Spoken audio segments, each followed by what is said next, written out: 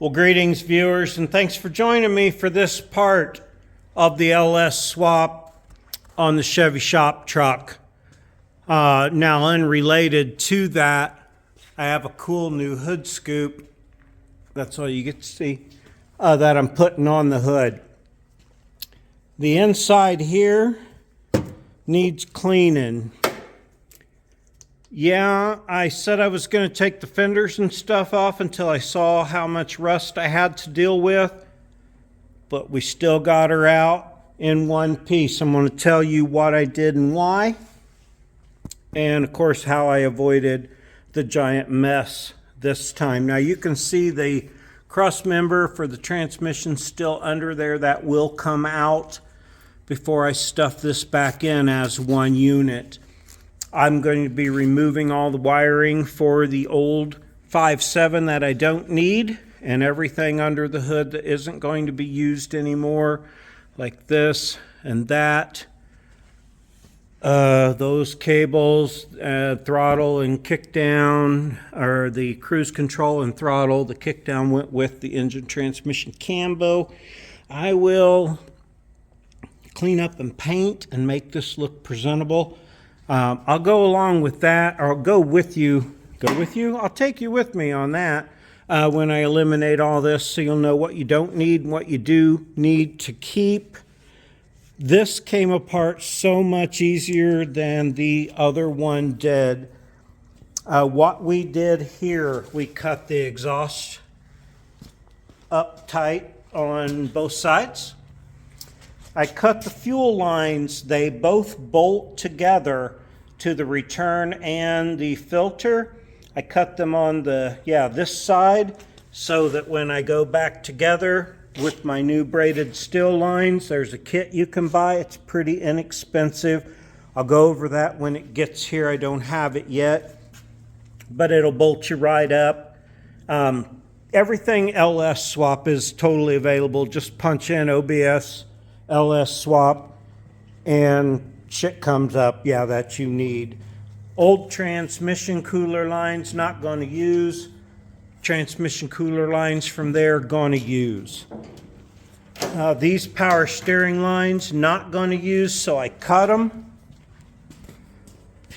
They're still in the box, but now they'll be easy to remove, and I'm going to use the ones from the LS motor because it includes a power steering cooler, and it all bolts right up in the same places, so easy enough there. One heater line off. Cut a lot of stuff that I wasn't going to use again, but I tried to save everything that I thought I might. There was an old cooler on this automatic transmission. I did cut one of those lines, but I may plumb that back in. I don't know yet. We'll get to that. Back over here, fuel lines, like I said, under the frame. I can show you a picture if you need it, but they bolt right back up with fittings for a kit that's readily available. Nothing else on here really needed. I don't need any of this power steering, alternator, or anything off of this, as it's all right there on the new motor. My air conditioning bolts up entirely different, it would appear. So I don't know what I'm going to do for AC just yet, but that's not important. I might get to that. So you can feel free to cut your tranny lines and your power steering lines. I smashed that O2 sensor. That was brand new, but it happened. Steering linkage, real easy to unhook. One push clip through the bottom here and one near the frame, and that piece comes off and out of the way. Everything else came with the transmission. The kick down cable, speedometer, all that was wiring that came out and went along here. So you might see the seat belts there. Junkyard trick. You want to lift an engine up, tie some seat belts up. Yes, I did lift this engine out of there, engine and transmission together on a seat belt on each side. Now, of course, I am not a professional, I am not a mechanic, and I'm not recommending that you use a seat belt on either side, but seat belts are strong as shit, and I use them all the time to pull my engines. Yeah, like I said, junkyard trick. Learned that a long time ago. Don't you do it at home, because if it falls on you and smashes your pinky, I don't want to be responsible for that. Now I have this 350 available if somebody needs it. It did lose oil pressure. I shut it off right away. I blew the front oil cooler line off. I thought it was the front seal. Turned out that front oil cooler line, I'm showing you the radiator that's not there, and that's where it was leaking from. I also have a 95 or 6 Vortec motor over there, if you know anybody that needs one.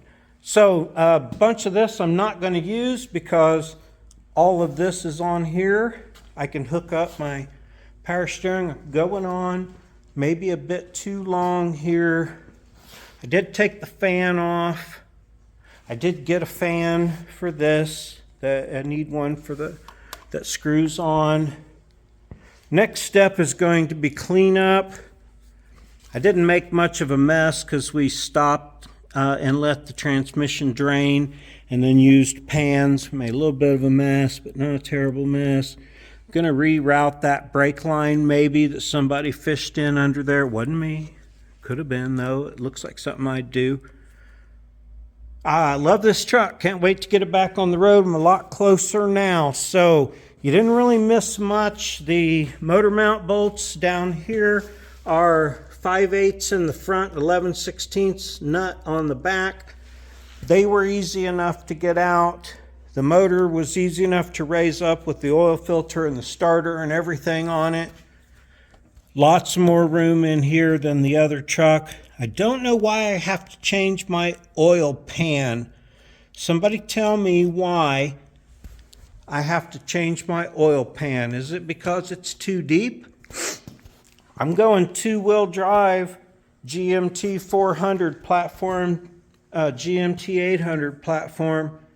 I don't know. Here's my motor mounts.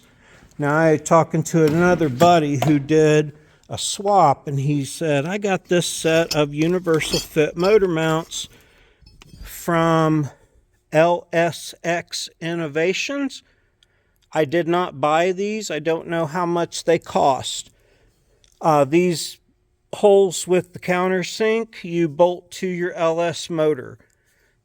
Comes with all the hardware. Then you bolt your other set of motor mounts up on these. Yeah, so we're going to do that. I'm going to show you how that works. I don't know how yet, but they're super cool. They're shiny, shiny. They're aluminum. I don't know how much they cost yet, but he just gave them to me to go ahead and get started. And he's going to tell me how much I owe him later for that. So apparently that's how that works. I'll show you that. When I get to that, this is getting close to be 10 minutes, and all I've done is bullshit.